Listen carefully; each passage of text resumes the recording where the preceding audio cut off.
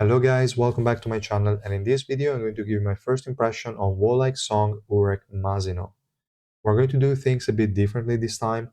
I opened the post here on the side, the one I made earlier today with my initial first impressions, and we're going to go through them and make corrections where needed, because in this case we're going to have to make some corrections.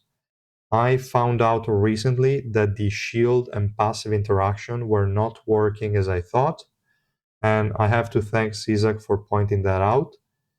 And yeah, I'm going to mention what that is in a second when we get to that point. But yeah, definitely a bit more disappointed than I thought, but it's not that big of a deal. It will depend on the kind of player you are. For most people, that doesn't really change anything. But okay, that being said, I will first go over a quick overview of the unit. It's going to be fairly quick because this guy is just busted. It's crazy OP. Is the best unit in the game at the moment for sure. He has really great utility, really insane damage. Survivability is a bit of the question mark, but it's still more than acceptable. Really, really solid, especially for one of the two builds we're going to talk about in the ignition weapon section. And yeah, what to say? I mean, there is nothing wrong with this guy. He has a lot in his kit. You won't even need a lot of supports. You might have to add some in there to counter maybe some healers, to counter some units that have a lot of buffs, some stuff like that, but it's not that big of a deal. You can easily solo a lot of content, and if you really want to, again, you can add supports to further improve his performance. But it is really, really insane. He can work at different levels of investment. He can work also at lower dupes, but we're going to talk about that once we read the dupes part. Now we can go through the pros that I wrote. Pretty simple and straightforward, really. Is insane grouping. It can group even units that have like status effect resistance and that are immune to it. So that's really massive. Is basically like Irang. The only unit it cannot group are units that maybe are in a state they cannot be grabbed, like maybe someone is in the air casting a special move, whatever, okay. And the only state that you cannot group units is when the units cannot move. Like Tromray has the fact that him and his summons cannot move. You cannot group him, that's okay. And then we have also Yura when she's singing. She also has the cannot move, so that's fine, no big deal.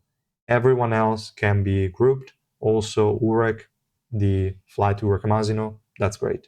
So the grouping is exactly the same as Irang, super valuable. Damage, absolutely insane. Every special move is 30% max HP. For people saying that's half the amount of Gustang, that is technically not correct because Gustang has a cooldown to the max HP damage and Urek doesn't. Urek, every single special move will deal the 30% max HP damage. Gustang has it on the passive, and the passive has to cycle the secret library. That will take 6, 7, 8 seconds, kind of depends. So yeah, he has a CD on the 60% AoE max HP damage. But Urek doesn't. So even though the number is lower, it's not that big of a deal. And even with that taken into account, he still has a shit ton of attack damage there. And it's a lot of it. So really good. Damage, absolutely top notch, really good. He also doesn't have to scale it like like Gustang.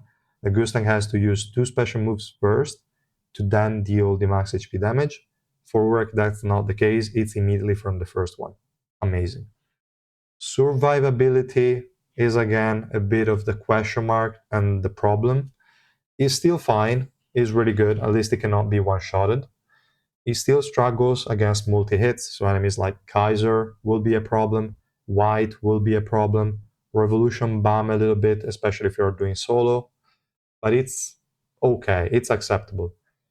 I would say his survivability is worse than Yugo if we have to compare the two, because Yugo has only 10 hits, but those 10 hits can only be inflicted by her target. For Urek is every single enemy, and he only has basically 5 hits, plus Bari or Bergamot, kind of up to you, and some other sets we're going to talk about.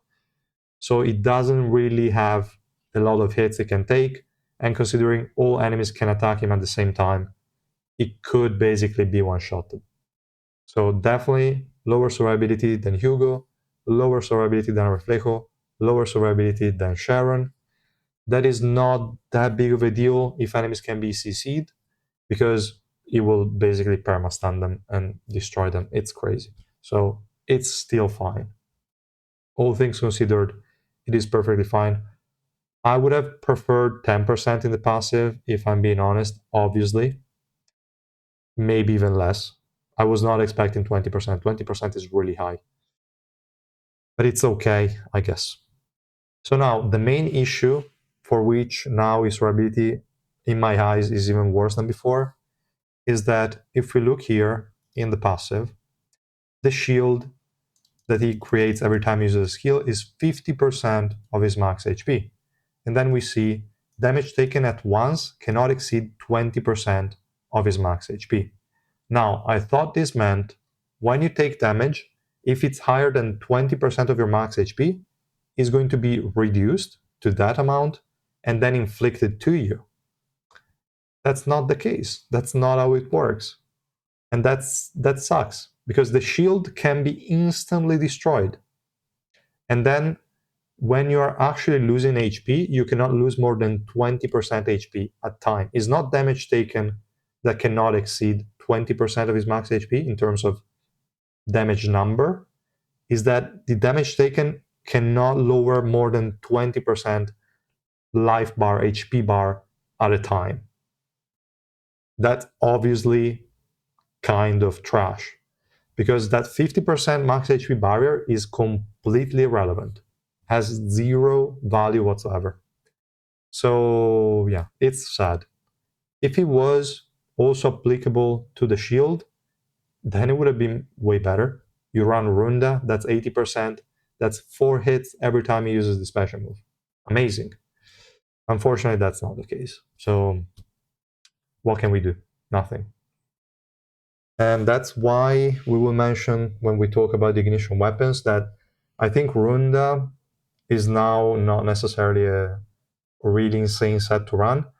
You can still run it as best in slot in one scenario, and we're going to talk about that, but yeah, it's a bit more annoying. Now, when you go, yeah, I would say when you go full damage, don't go Runda. You still could, because, I mean, if the enemies can be CC'd, is no problem. But it's probably better to just go, again, plain damage and ignore this part here. You go Bari, you go Bergamot. That's it. It's sad. I will say it's sad, but okay. And yeah, we were talking about the pros. The last one, I wrote that he melts Shia. If you already met her in Adventure, you know how much of a pain she is. And that's definitely a great pro. It can destroy her, no issues. Even in hard mode, really good. For cons, to be honest, there is none. Other than, to be honest, is weakness to multi-hit attacks. So if you're facing, again, White, Kaiser, Revolution Bomb, whoever has multi-hits, even Gustang at times is a bit of a problem with all his bots. It's a lot of attacks. So there are some units that are annoying. And that's the only con, but it's not a problem. Like, you literally have to build a little team around it and you're good. So I don't think that's a con. You're just going to melt every enemies. No problem. Really good. So that's it for the cons. There is literally nothing. And for the dupes, I already mentioned before, it can work at 0 dupes. No issues. It might need Albelda and some other units to increase his damage a bit and his durability, but it's not a problem really. Like, he's going to easily dish out more than enough damage. Really good. I was super surprised when I was using him. Now, obviously, it will not push deficits that well. I only tried him at 0 dupes around 320, 330 deficit, and it was doing perfectly fine. It dealt more than enough damage for the team to win. So that's good. Also, the supports were not even that crazy. I think I used Albelda for sure. I might have used Xiaxian a few tries, but I also removed her. I used, I think, Garam XSR Plus a couple of times, but I tried not to use too many OP supports altogether, and it was doing fine. I mean, you can you can work with it, no problem. Still, obviously, if you have the resources, go ahead, max him out. There is no doubt about it. But it's better than I thought. It's usable even at 0 dupes. 3 red as well. I mean, he has way more stats. He has the 600% here, which is massive. A 3 red, really good. And he has all of these 4,000 attack percent scaling. So he's definitely better than 0 dupes. Maybe not that worth going for. Like it still feels kind of the same. You still need some supports. You cannot really solo at that point. So still work to do. Definitely better than 0 dupes, but not that massive increase that could be worth potentially 1,000 tickets if you go only PT or 1,200 PT, 1,200 tickets. That's unrealistic, but it could happen. So probably not worth spending more tickets than needed to get into 3 red. The difference is not worth it, I would say. Then we have orange 4. For this one, we get a minor upgrade. So this effect here that is going to add 80% physical resistance to Power Unleashed, one of his active skills, and make the effect here unremovable. This is definitely a decent upgrade, still not worth it enough. Because to have 100% uptime on this and make use of the physical resistance, you need max cooldown reduction, which you cannot get, obviously, on Revolution 4. So it's basically the same as 3 red, if I'm being honest. I barely noticed any difference. So yeah, that's it for Orange 4. For Rainbow 5, the upgrade is massive. All the Revolution subnodes are insanely good, the ones that he gets, especially if you're going the resistance build we're going to mention in a second. And the Revolution upgrades are also great. This 500 energy decrease, absolutely massive. This 100 energy recovery when he has a barrier active, absolutely massive as well. And there is also a decrease on the active skill cooldown. Really good to keep the uptime on both of these. Great. And then we have the special move, adding 30% max HP damage on every special move. What can we say? It's really insane. So the jump from Orange 4 to Rainbow 5 is absolutely massive. It's like a different unit. It can solo at this point. A lot of content, no issues. Really strong. But enough talking about dupes. If we talk about ignition weapons, that's where most of the issues now come from. Because we have two ways of building this unit. The first one and the cheapest way is going to be full damage, and that is going to be crit damage slot 4 and physical pierce slot 5. So not this build. Let me quickly wear a different set. We can go here. We have this one, for example. So here we have crit damage on slot 4, and we have physical pierce here. All of your focus should be simply on crit damage, physical pierce. If you need accuracy, you can go for it. If evasion works on your account, you can go for it. Normally it's not necessary unless you're into PvP or some weird shit. So don't bother with it. Affected is not needed. He has it in Revolution subnodes. Effect resistance, he has it in Revolution subnodes. You don't need that much anyway, because it's only to protect from debuff is not too important. Still, it's good to have, but it's not crazy important to look for subnodes for that specifically. So what can you do? It's just physical pierce, crit damage, and then you go maybe attack percent if you find it, and that's about it. So this is for the full damage build. In this case, Dongo Runda is basically insta-destroyed, and it's way better if you wear it on another unit on the same line. As I also added here, I think. Wait, I think I have to refresh this because I might have made some changes later. Yeah, okay, I made some changes. So let's go over this as well. All right. So this part here, the fact that this variant is insane at 350, 400 deficit is for the resistance build. I added that note. And also here I added the note about Runda that you can wear it on somebody else instead of wearing it on Urek. That's especially true now that we see that the shield is not really going to have an impact, like it's not going to work with the passive. So it's irrelevant if the shield is 30% of Urek HP or if it is 30% of a unit that has no HP whatsoever. That is completely irrelevant for the full DPS build. Okay, that's the key. So for full DPS, you can go either Bergamot or Bari. Both are viable.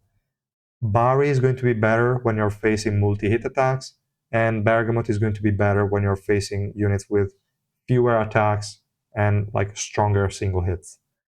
So that is more or less the change. And yeah, literally the only one. If you're facing a lot of whites, a lot of Revolution Bomb, etc., a lot of Kaisers, you might want to go with Bari instead. If you're facing a lot of, I don't know, Garam or, I don't know, other units that have single hits, doesn't matter, then you go with Bergamot. Simple as that. And for the other variant that I did not mention, that is the resistance build, it's a resistance build, but only kind of on paper, if we can say that, because the only difference is literally slot 4. So let me wear the same set I was running before, this one. The only difference is literally this one. Slot 4, we go magic resistance, and slot 5 is still physical pierce. Then on the subnodes, you want to go now physical pierce, crit damage, and magic resistance. The only focus is magic resistance. We don't care at all about physical resistance. Because magic resistance, you need to get above 99%. For physical resistance, it's irrelevant. I have 0% in the gear, so I have the basic 29.25 coming from slot 4 here, and that's enough. That's more than enough because he's getting 80% physical resistance here from the Revolution 4. That's going to be up all the time thanks to the max cooldown reduction subnode, and thanks to the high swiftness, and thanks also to this cooldown reduction. So he's going to have 100% resistances in both. You will need a lot of revolution investment for this to work, a lot of it. You will need the HP node, you will need the defense node, you will need the crit hit resistance node, you might even need the special move resistance node. You need a lot of revolution mats. So if you have 200k orange mats to spare, you can afford to go this build. Otherwise, just stick to the full damage and you will be perfectly fine. So that's the main difference. So you go with all of that, you will have 100% resistances at all times. You have a lot of defense and HP thanks to this Revolution subnode. And at this point, the best slot, like the best ignition weapon, is going to be Runda, because in this case, the shield is going to last quite long. Also, the one from your passive, and it's a lot of energy regenerated. It's really good. You're just going to stay alive all the time. It's crazy.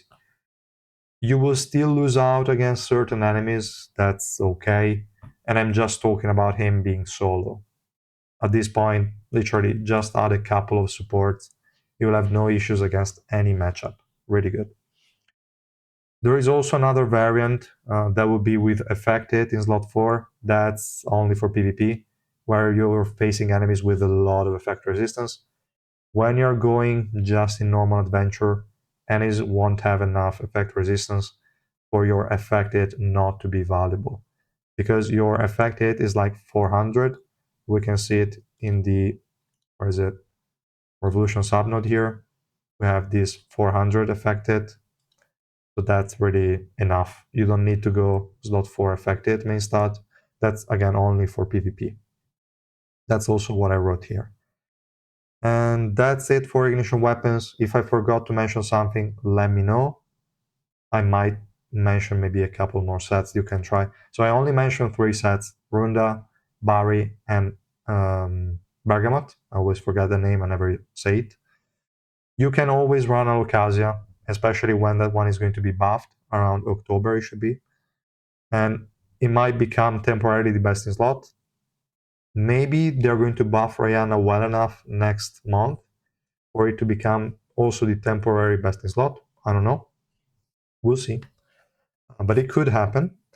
And it could also happen that Mago becomes the best in slot when they buff it. Right now is not worth it because you might get the first stacks super quickly, but they are removable and you only have the energy decrease on an active skill.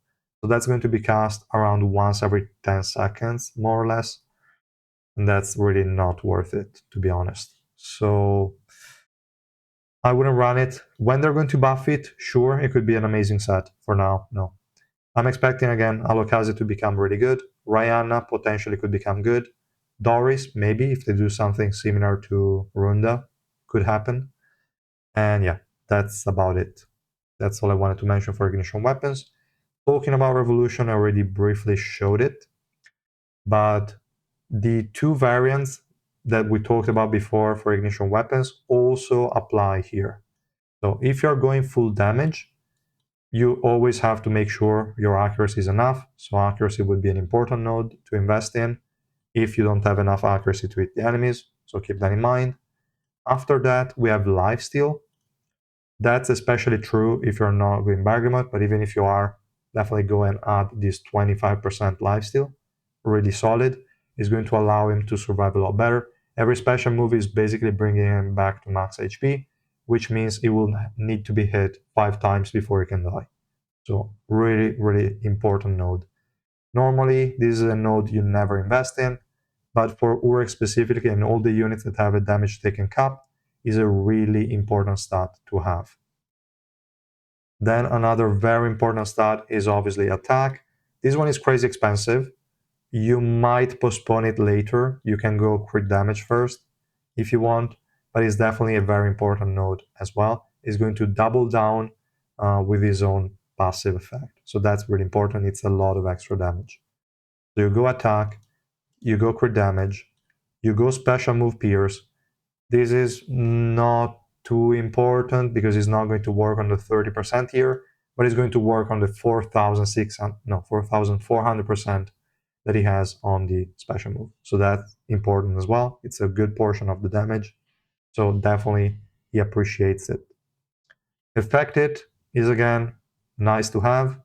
You don't have to go with the whole 400. You can also just go 10 points in it. 10 points should be more than enough, I think. It's 105. Maybe you can go like 13, 14, like a crit rate node, more or less. That's okay. And then you have max cooldown reduction. That is just to have the uptime on the active skills. It's not going to have any negative downsides on him. Works perfectly fine. And that's it. For the damage build, that's all you need. Lifesteal, crit damage, max cooldown reduction, accuracy if needed, affected up to a certain amount, attack, special move pierce. Still expensive, but okay.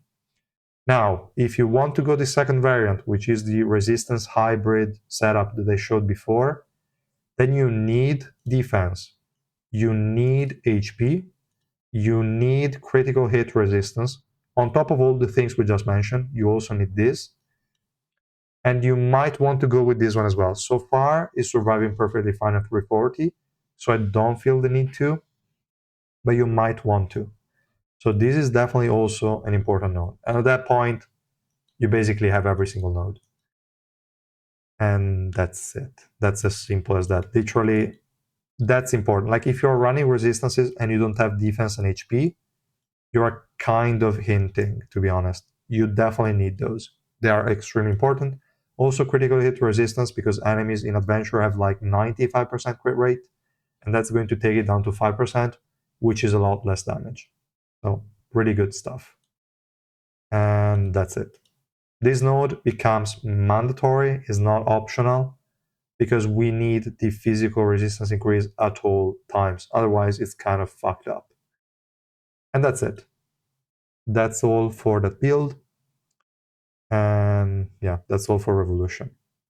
For the expected rank, I would say irregular are up. I wrote at least because I might create an higher tier, or I might add a tier below irregular, which would basically be the same as adding a new tier, and it will be in the highest one, no doubt. So we don't even need to test him that much. We already did, actually, but absolutely amazing unit. best unit in the game at the moment. Should you pull? Well, that's not even a question. Absolutely go ahead and max him out if you can afford it. I think most people can afford it. Definitely go ahead and push. You have 2 weeks. Play like crazy. Get all the summons and get this guy to Realm of 5. That's it. That's all, guys, for the first impression. It's longer than usual, but I just wanted to highlight a few things. I think this unit definitely deserves it. And yeah, let me know your thoughts and your test in the comments down below, and I will see you guys in the next video. Bye!